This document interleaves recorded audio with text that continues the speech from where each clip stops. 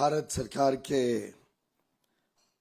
बहुत ही कर्तृत्ववान लोह पुरुष जिन्होंने भारत को नक्सल फ्री बनाने का बहुत बड़ी उपलब्धि अभी अभी हाल में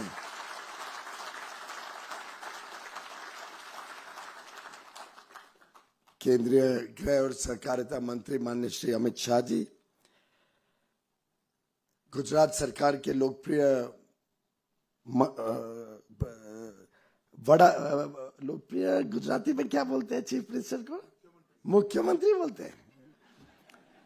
ये मैंने इसलिए किया क्योंकि इतनी सीरियस ऑडियंस देख के मुझे लगा था कि डिजाइन सब्जेक्ट अमित भाई को लगेगा बड़ा बोरिंग होगा। माननीय मुख्यमंत्री श्री भूपेंद्र भाई पटेल, मेरे मित्र, छोटे भाई और बहुत ही ऊर्जावान उप मुख्यमंत्री हर्ष भाई संघवी, गुजरात के हमारे भारतीय जनता पार्टी के अध्यक्ष जिनके साथ कई वर्षों से मैंने जमीनी स्तर पर पार्टी का काम किया है, फिर वो मंत्री भी थे और बहुत ही आनंदमय गुजरात के अलग अलग क्षेत्र में मुझे लेके गए, पाटन लेके गए, मोरबी लेके गए। ऐसे मेरे मित्र जगदीश भाई विश्वकर्मा जी,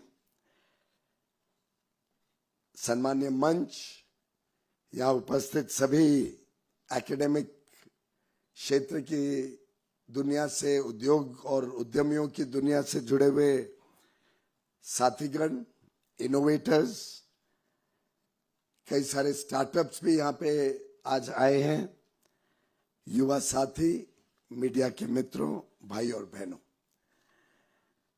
सबसे पहले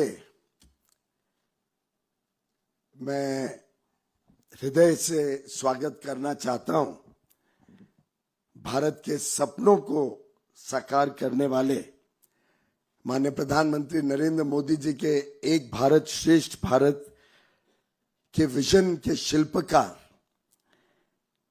और एक ऐसे व्यक्ति जिन्होंने हम सबको, कार्यकर्ताओं को, समय समय पे जो जिम्मेदारी पार्टी ने तय करी उसको बखूबी काम करने के लिए मार्गदर्शन दिया, हमें प्रेरणा दी और संगठन शक्ति के ताकत को हमें सिखाया, जो हमें ऑलवेज ऊर्जा देते रहते हैं काम करने की।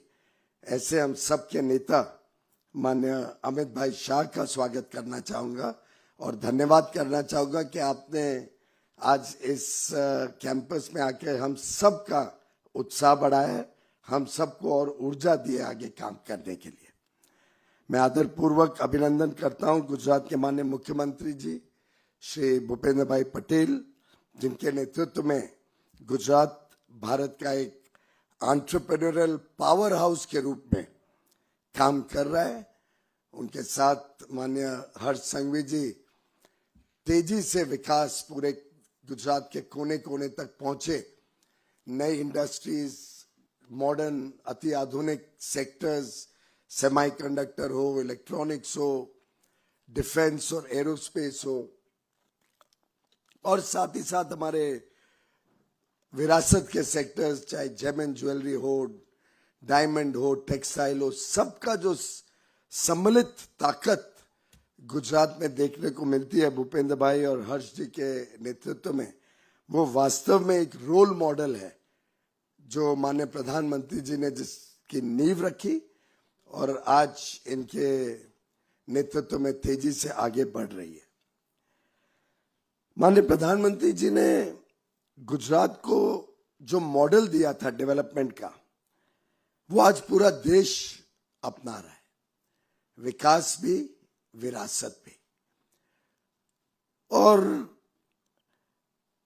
अगर भारत में वो एंटरप्रेन्योरियल स्पिरिट देखने को मिलती है, आज जो हमारे युवा युवती नौकरी के पीछे नहीं भाग रहे हैं, अपना खुद का नवाचार के साथ, नई सोच के साथ काम करते हैं,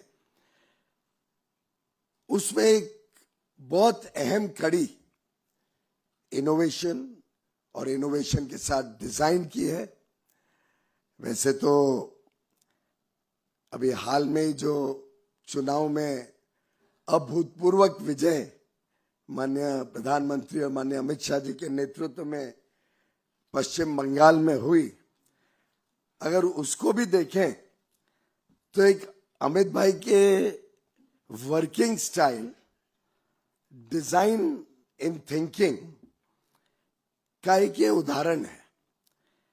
कैसे उन्होंने हर क्षेत्र में, चाहे वो इलेक्शन का कैंपेन हो, चाहे गवर्नमेंट की स्कीम्स हो, चाहे नक्सलवाद को खत्म करने का कार्य हो, हर क्षेत्र में अगर हम सोची समझे डिजाइन के साथ काम करते हैं तो कैसे देश की प्रगति तेजी से आगे हो सकती है, उसका वास्तव में सही एक रोल मॉडल अगर कोई है तो माननीय प्रधानमंत्री नरेंद्र मोदी और माननीय गृह मंत्री अमित शाह जी इसके रोल मॉडल हैं। मेटिकुलस प्लानिंग, मेटिकुलस डिटेलिंग, हर चीज की गंभीरता और गहराई में जाना और स्ट्रक्चर्ड तरीके से प्रोग्राम को एग्जीक्यूट करना। आखिर आप सब एक्सपर्ट्स हैं, हम तो एक्सपर्ट नहीं है डिजाइन के, पर बेसिकली हम डिजाइन में क्या करते हैं, हम एक प्रकार से नई चीज को लॉजिक के साथ तैयार करते हैं। और मैं समझता हूं भारत ने तो अति पुराने समय से अगर हम देखें तो विश्व को बहुत कुछ दिया है। इतिहास में देखें प्राचीन काल में तो चाहे आर्किटेक्चर हो, हम कोई लोग सोचते होंगे वास्तु क्या है, कोई रिलीजियस चीज है, ऐसा नहीं है। बड़ी सोची समझी स्ट्रक्चर्ड डिजाइन एलिमेंट्स हैं भारत के पुराने वास्तु शास्त्र में, आर्किटेक्चर में। अब घर के अंदर कहाँ पे मंदिर होगा, कहाँ पे अंदर चबूतरा होगा, ऊपर क्या होगा, नीचे क्या होगा, वेंटिलेशन के हिसाब से, सनलाइट के हिसाब से, बड़ा well planned, well designed Bharat में आर्किटेक्चर आपको सदियों से देखने को मिलेगा। भारत की मैथमेटिक्स के बारे में तो हम सब जानते ही हैं। हम सबको पता है किस प्रकार से भारत ने, शुश्रुत ने, जो सर्जरी का शास्त्र, आखिर उसके औजार भी भारत में कब रहे होंगे। तो भारत के लिए नया डिजाइन, नई सोच कोई नई बात नहीं है। दुर्भाग्य से सालों साल के गुलामी से हम उस सोच से परे हो गए, सोच से थोड़ा अलग हो गए। दिल्ली में आयरन पिलर है, वो कभी रस्ट नहीं होता है, सम्राट अशोक के समय का। यानी मेटलर्जी में भी हमारे पास कितना शोध था, कितना नवाचार था, और ये हर क्षेत्र में देखने को मिलेगा। लेकिन आज जो समय की आवश्यकता है उसमें हमें ऐसे डिजाइन तैयार करने हैं जो भारत के भविष्य को, भारत के भाग्य को बदले। We have to define the destiny of Bharat in the 21st century and design, innovation and research is the roadmap towards a developed and prosperous country, towards Viksit Bharat 2047. अगर हम सबका सामूहिक प्रयास साथ में जोड़ें तो हमें ध्यान में आएगा कि डिजाइन सिर्फ व्यक्ति नहीं होता है। डिजाइन एक प्रकार से एक पूरी सोच होती है, और कोई भी दुनिया का देश विकसित आज तक नहीं बना है सिर्फ लोगों के आधार पर, या नेचुरल रिसोर्सेज के आधार पर, या बड़ी कंजम्पशन इकोनॉमी के आधार पर। आप कल्पना करिए जो विकसित देश हैं, जो डेवलप्ड कंट्रीज हैं, उन सब में आपको ध्यान में आएगा कि 3 प्रमुख चीजें अलग अलग क्षेत्र में हो सकती हैं। एक इनोवेशन, एक डिजाइन थिंकिंग में पूरा डिजाइन घुट घुट के भरा हुआ है और एक एंटरप्रेन्योरशिप। और मैं समझता हूं कि एनआईडी का गांधीनगर में होना बहुत ही अप्रोप्रिएट है, बहुत ही सही है, क्योंकि गुजराती के डीएनए में ही एंटरप्रेन्योरशिप है। गुजराती भाई बहन हर चीज में कोई ना कोई नए तरीके से अवसर ढूंढ ही लेंगे, नया काम करने का, नया डिजाइन करने का। यहां तक कि अगर हम ज्वेलरी सेक्टर को देखें तो आज भारत की जो डिजाइन ज्वेलरी होती है उसको दुनिया में कोई बीट नहीं कर सकता। आज जो टेक्सटाइल्स में भारत की ताकत है, आधुनिक समय से चलती आ रही है,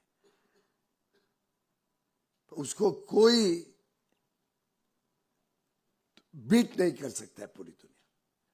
पर आज जब एनआईडी ये नया इंक्यूबेशन और इनोवेशन सेंटर बना रहा है, शुरुआत हुई है माननीय अमित भाई के कर कमलों से, तो डिजाइन एजुकेशन और एंटरप्रेन्योरशिप इन दोनों को जोड़ के अगर हम आगे चलते हैं तो राष्ट्र निर्माण का काम और तेज गति से आगे बढ़ सकता है और वो गुजरात की पावन धरती से देश भर में ये काम बढ़े, ऐसा आज माननीय गृह मंत्री जी ने हमें आदेश भी दिया है, हमें गाइड भी किया है। यहाँ आने के पहले जब एग्जीबिशन पे माननीय गृह मंत्री जी अलग अलग चीजें देख रहे थे तो लगभग हर जो नई शोध थी, हर इनोवेटिव प्रोडक्ट के सामने माननीय गृह मंत्री जी ने हमें एक नया एंगल दिया, किस एंगल से इसको कमर्शियलाइज स्मार्टर कर सकते हैं, बेटर कर सकते हैं, देश के लिए लाभ पहुंचा सकते हैं। और एक प्रकार से यही सेंटर का उद्देश्य रहने वाला है। We have to be open to new ideas. जो माइंड का ओपननेस है वही हमें प्रोत्साहन देगा, चाहे स्टूडेंट हो, फैकल्टी हो, पब्लिक प्राइवेट पार्टनरशिप में एकेडेमिया के साथ हमारा जुड़ाव हो, उस सब में कैसे हम खुले मन से नई दिशा में सोच को आगे लेके जाएं, जिसको designers out of the box thinking भी कहते हैं। और सिर्फ प्रॉब्लम को एक बीटन ट्रैक, जो पुराना तरीका है उसी से देखने के बदले हर एक चीज में एक नए नजरिए से जब कोई देखता है व्यक्ति, तो वो एक डिजाइनर बनता है। और एक प्रकार से ये जो सेंटर है ये लोगों का दिमाग खोलने के लिए काम करेगा, नई सोच को लोगों में तैयार करने की प्रयास करेगा। देखा जाए तो नेचर अपने आप में एक बड़ा डिजाइनर है। आज जो पूरा पर्यावरण है या जो नेचर है, आप सोचिए कितना यूनिक डिजाइन है पूरे नेचर का, क्या बैलेंस है, क्या इकोलॉजिकल बैलेंस है, क्या ह्यूमन बॉडी का डिजाइन है। एवोल्यूशन ने बड़े इनक्रेडिबल डिजाइन्स बनाए हैं और अब समय है कि भारत और अपने नए नेचर इंस्पायर्ड एवोल्यूशन और डिजाइन्स के साथ पूरी दुनिया की सेवा करे। इनोवेशन का अगर कोई टेस्ट करना हो तो उसका सही टेस्ट यही रहेगा, ये नहीं कि सिर्फ ये एडवांस टेक्नोलॉजी है, सही टेस्ट तो ये रहेगा कि क्या इसके लोग इस इनोवेशन से लोगों का जीवन और बेहतर बना, लोगों को व्यापार या उद्योग चलाने के लिए या काम करने के लिए कुछ और सुविधा मिली, क्या इससे नए रोजगार का सृजन हुआ, क्या इससे हमारी इकोनॉमी और मजबूत होती है, प्रोडक्टिविटी एफिशिएंसी गेन्स क्या होती है। ये मापदंड पे हमारे डिजाइन्स देखे जाएंगे और मुझे लगता है कि भारत में ये माइंडसेट है, सिर्फ इसको थोड़ा कुरेद के निकालने की आवश्यकता है। और मुझे पूरा विश्वास है कि पूरी सफलता के साथ ये सेंटर लोगों का माइंडसेट बदलने में सफल होगा और यहां से निकले हुए लोग पूरे देश भर में जाएंगे, टियर 2, टियर 3 सिटीज, अलग अलग जगह जाके ये जो सोच है, ये सोच को और देश तक पहुंचाने का भी काम करेंगे। और अब तो ये समय आ गया है कि छोटे शहर में भी एक युवा या युवती जो इनोवेटर के रूप में काम करने लगे हैं, उनके हाथ में एक लैपटॉप है, इंटरनेट कनेक्शन है, कभी कभार कोई अच्छा टीचर या कोई मेंटोर मिल जाता है या ऑनलाइन मेंटरिंग से प्रोत्साहित होके अपने आइडियाज को कैलिब्रेट करते हैं, अपने आइडियाज को रिफाइन करते हैं, फाइन ट्यून करते हैं। और छोटे छोटे शहर के लोग भी आज अपने नवाचार के साथ अंतर्राष्ट्रीय स्तर पर काम करने लगे हैं, ग्लोबल बिजनेसेस सेटअप करने लगे हैं, यूनिकॉर्न्स बने हैं। छोटा स्टार्टअप का आइडिया भी बहुत पावर रखता है पूरे विश्व तक पहुंचने का। और अब जो इंक्यूबेशन सेंटर्स हैं देश के, वो एक प्लेटफॉर्म के रूप में काम कर रहे हैं, युवा युवतियों को नए रूप से सोचकर नई चीजों को विश्व के सामने लाने के लिए। आवश्यकता है कि ये आइडियाज को प्रोडक्ट में कन्वर्ट किया जाए, ये नॉलेज को इंडस्ट्री के साथ जोड़ा जाए। आवश्यकता ये भी है कि अब हम इस क्रिएटिविटी को प्रोस्पेरिटी और विकास के साथ जोड़ें, क्योंकि क्रिएटिविटी को वैल्यू कर क्रिएटिव व्यक्ति भी सही माने में उसकी कमाई करे और उसका लाभ समाज और देश को भी हो। ये कॉम्बिनेशन करने का काम हमारे इंक्यूबेटर्स आगे चल के करें और एफिशिएंसी और प्रोडक्टिविटी गेन्स के साथ देश तेजी से आगे बढ़े।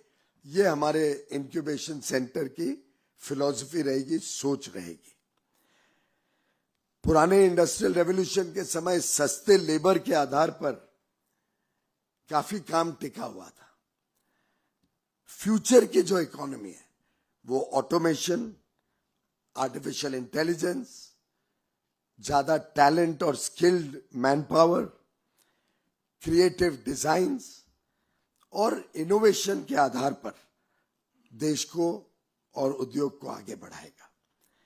इसलिए इंडिया के लिए जब हम डिजाइन इंक्यूबेशन सेंटर की बात करते हैं तो अति आवश्यक हो जाता है कि ये जल्द से जल्द एकेडेमिया, इंडस्ट्री और स्टूडेंट का ट्राइपार्टाइट पार्टनरशिप बने। ये करिकुलम मात्र बन के नहीं रह जाए, ये लोगों तक पहुंचाने का काम इंडस्ट्री करेगी, डिजाइन को फाइन ट्यून करने का काम एकेडेमिया करेगा, युवा को प्रोत्साहन करने का काम मुझे लगता है वड़ा प्रधान नरेंद्र भाई और अमित भाई रोज अपने भाषण से हम सब युवा युवतियों को प्रोत्साहित करते हैं कि हम देश के निर्माण के लिए अपना अपना योगदान देने का काम करें।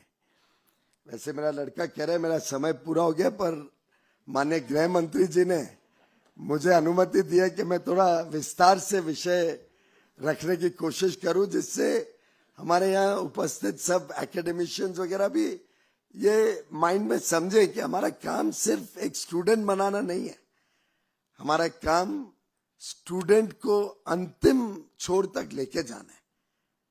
कैसे वो सफलतापूर्वक अपने नए क्रिएटिव आइडियाज को मोनेटाइज भी कर सके, कैसे वो आगे चलकर अपने पैरों पे खड़े होके स्वयं भी सक्सेसफुल हो और साथ में और लोगों को सक्सेसफुल बनाने का काम करें। अभी हमने बाहर महिंद्रास की इतनी सुंदर डिजाइन गाड़ियां देखी।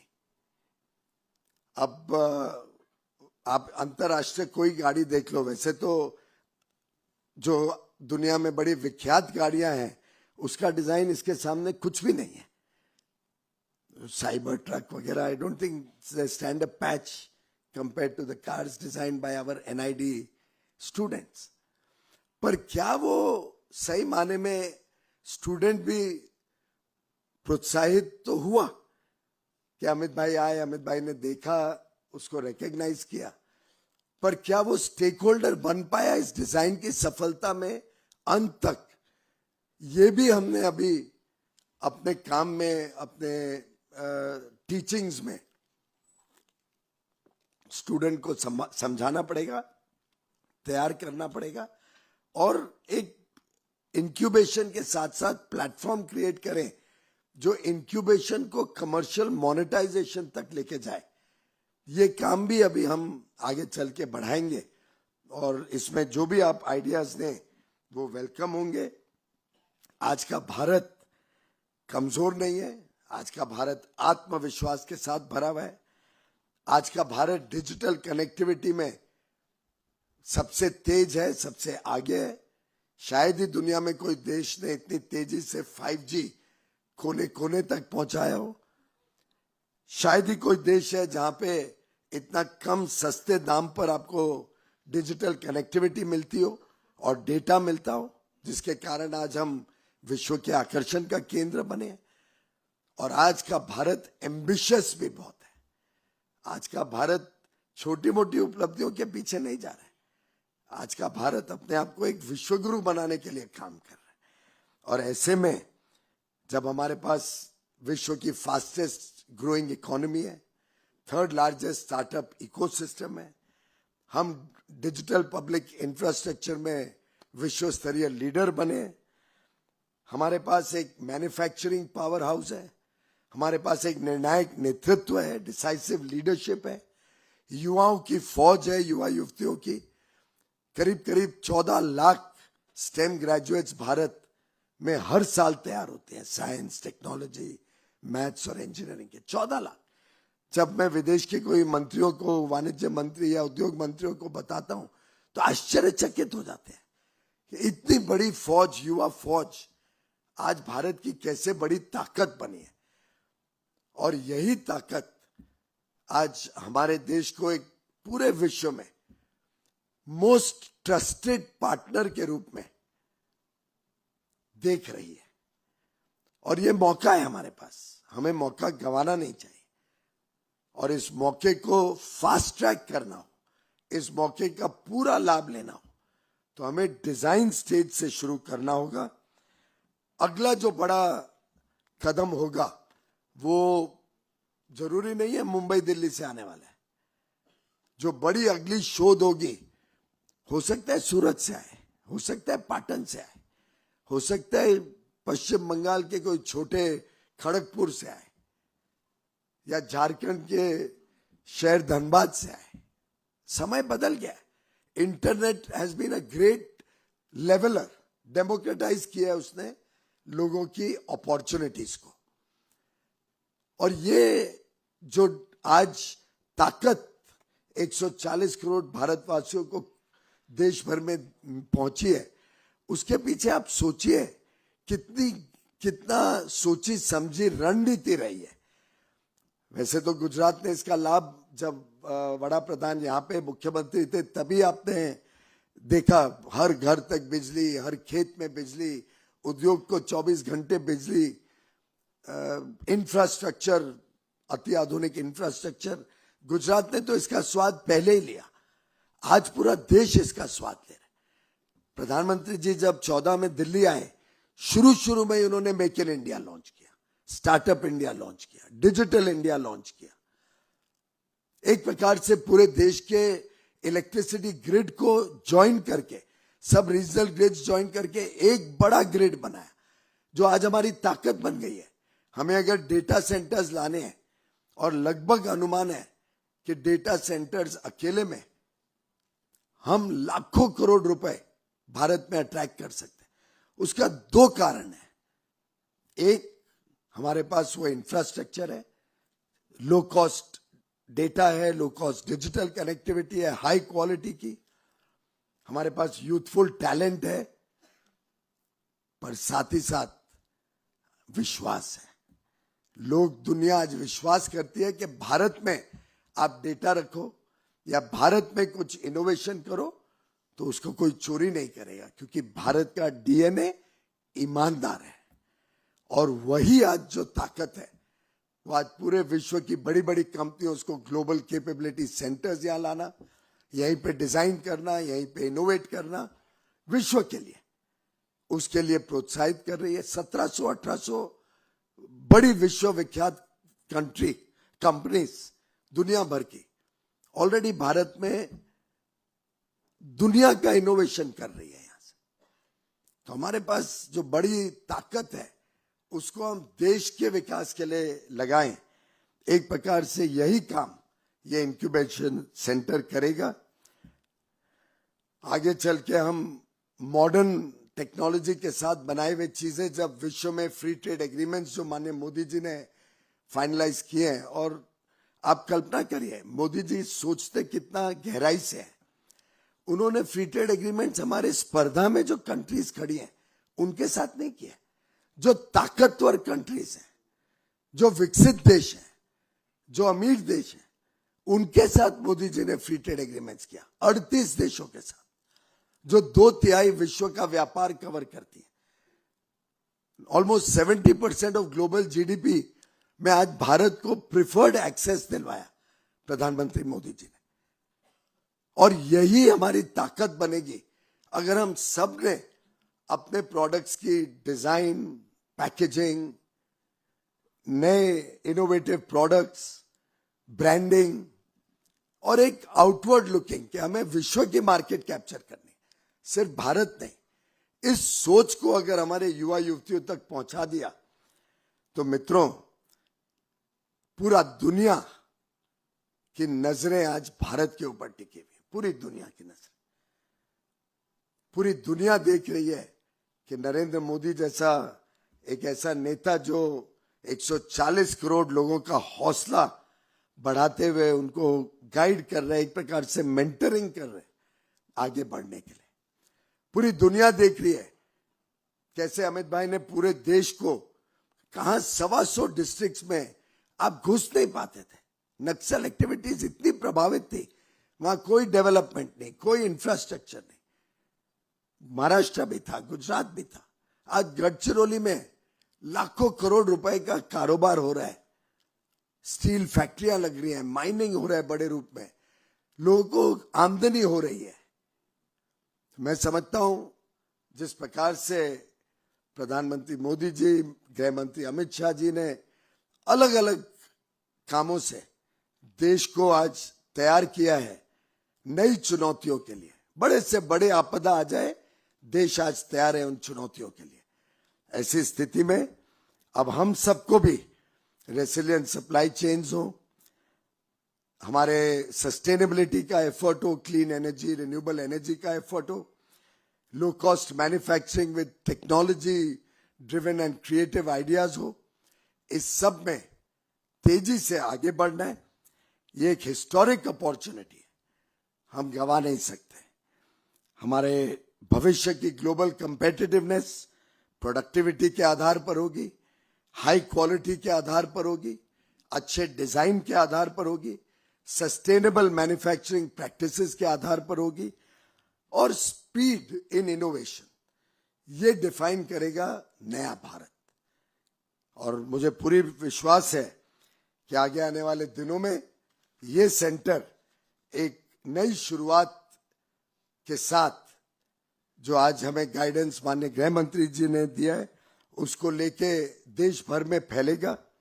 मेरा आप सबसे छोटी 3 रिक्वेस्ट है, एक प्रकार से कॉल टू एक्शन है, खास तौर पे जो युवा युवती आज यहाँ पे हैं या जो इसको देखेंगे बाद में। 3 कॉल्स टू एक्शन। एक, ड्रीम बिग, डिजाइन बोल्ड। छोटी मोटी लक्ष्य के पीछे हम नहीं भागेंगे, बड़े लक्ष्य के पीछे देश को जाना है। We have to really be bold in our thinking, in our designing, in our work. और जो रोजमर्रा की समस्या है उसको रिजॉल्व करने के लिए हमारे पास अपार संभावनाएं हैं। बिजनेसेस को और आगे बढ़ाने के लिए अपार संभावना है, ईज ऑफ लिविंग के लिए अपार संभावनाएं अभी भी, उस पर हम सब काम करें।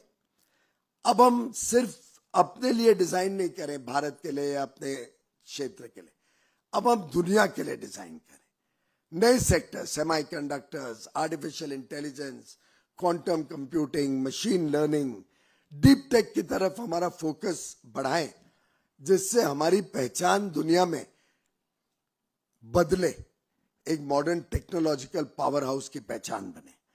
स्पेस के सेक्टर को बहुत अहमियत दी जा रही है और भारत बड़ी प्रगति कर रहा है स्पेस में। और तीसरा, माननीय प्रधानमंत्री जी ने जो देश को अपील किया है, अपने जीवन शैली में हम कैसे वोकल फॉर लोकल हों, कैसे हम अपने भारत की ताकत को और इस्तेमाल करें, भारत के लोग ही भारत के निर्माण का बीड़ा उठा सकते हैं। और अगर हम सब ने अपने स्थानीय कारीगरों को चीजें, हस्तकला शिल्प, जो हमारे वीवर्स हैं, हमारे हैंडलूम हैंडीक्राफ्ट के साथ जुड़े हुए लोग हैं, एक प्रकार से स्थानीय सामग्री के आधार पर ये देश नई ऊंचाइयों पे पहुंच सकता है। उसमें कैसे हम डिजाइन और इनोवेशन के एलिमेंट से इनका भी जीवन और सुधारें, इनकी आमदनी बढ़ाएं, इस पे जरूर एनआईडीबी काम करेगा। हम सब मिलके माननीय प्रधानमंत्री मोदी जी, माननीय गृह मंत्री अमित भाई का और हौसला बढ़ाएं, ताकत बढ़ाएं, कैसे इसको एक जन भागीदारी के साथ डिजाइन को भी एक पब्लिक मूवमेंट बनाएं और लोगों तक, युवा युवतियों तक देश भर में पहुंचाएं कि विकसित भारत की नींव में एक एलिमेंट डिजाइन का ऑलवेज रहे। ये हम सबका कर्तव्य है। खासतौर पे हमारे एकेडमिशियंस, हमारे फैकल्टी को यही अनुरोध करूंगा कि आगे आने वाले दिनों में हम इस मूवमेंट को कैंपस में सीमित ना रखते हुए और लोगों को ट्रेन करें, जो देश भर में ये मैसेज लेके जाएं, देश भर के हर इंक्यूबेशन सेंटर में ये मैसेज पहुंचे ऑफ मॉडर्निटी विद ट्रेडिशन, विकास भी और विरासत। बहुत बहुत आभार, धन्यवाद।